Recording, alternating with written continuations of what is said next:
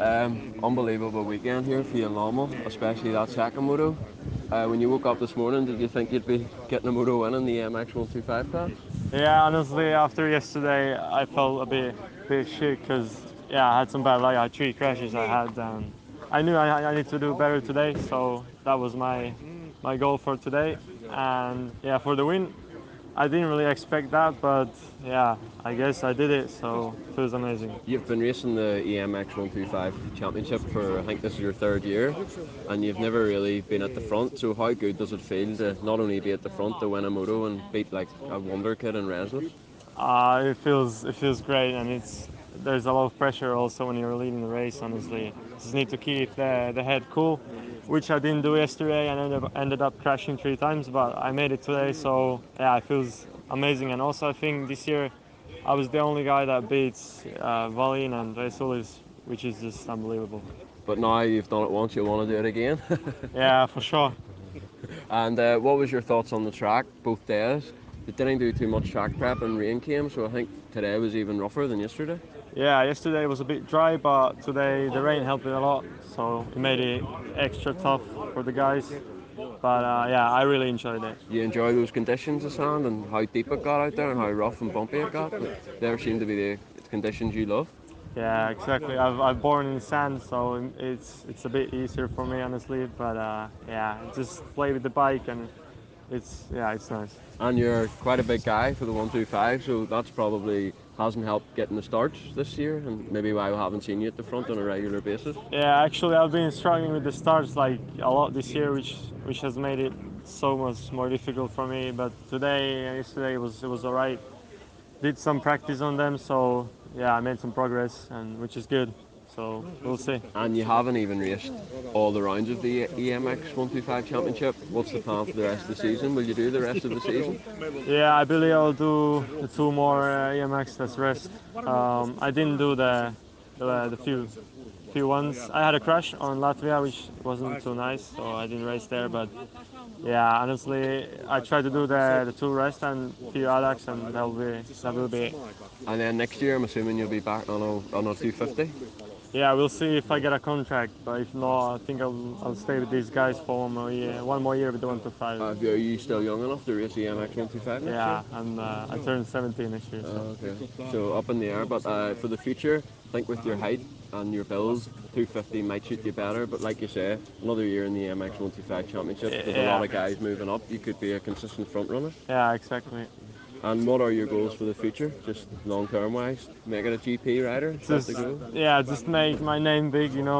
Just honestly, just do good in this sport. That's my goal. And you're obviously really good in the sand, like we saw this weekend. Hard pack, maybe spend your winter hard pack riding and try and get that level up to the way you are in the sand. Yeah, I haven't got trained in hardback that much. It's a bit struggling for me, honestly, but it's not too bad. I like it too. So.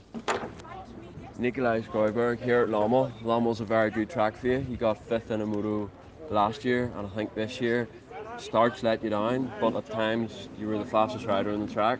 Can you just talk me through your motos and how it felt to be passing guys left, right, and centre? Yeah, the start was real bad. I think 37 yesterday and 27 today to end 8 and 4. So yeah, but I felt really good. A lot more speed than all the other guys. So yeah, I think if the start was here in second round, I could have won. Yeah, I agree. I think you definitely could have won if you got the start, so that must give you a lot of confidence. How was the track? This year, obviously, they've changed the layout, and then how was the track yesterday compared to today? They didn't do that much track preps, and then the rain, so I think it was even rougher today. Yeah, I like it rough. So yeah, the design was a little bit more tight this year. Yeah, and then the waves, I think they kind of destroyed the track. But yeah, otherwise it was fun. What is it about Lommel and the sand that you enjoy riding so much? Is this just what you grew up riding on? Yeah, pretty much. I grew up riding in some kind of middle thing, a little bit hard pack, a little bit sand. But yeah, I prefer the sand over the hard pack. So.